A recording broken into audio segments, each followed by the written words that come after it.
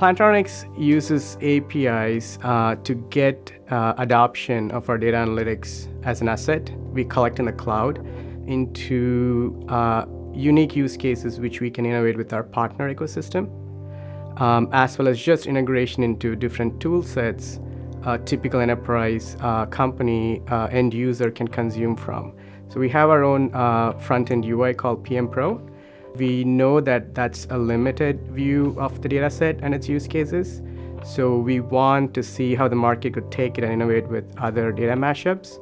And that's where our APIs are really important to us. We want to make sure as much as possible all our APIs are self-service and developers can get onboarded as quickly and as easily as possible. So we want our experience to be intuitive. So we use Apigee's portal and API key registration patterns for that.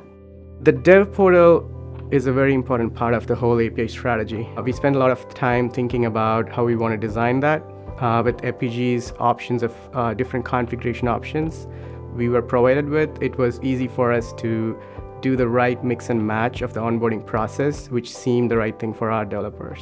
Two sets of audiences usually get redirected to our developer portals. It could be a product management person or an exec to understand what the value prop of our data sets are and our API products are at a high level from a business standpoint.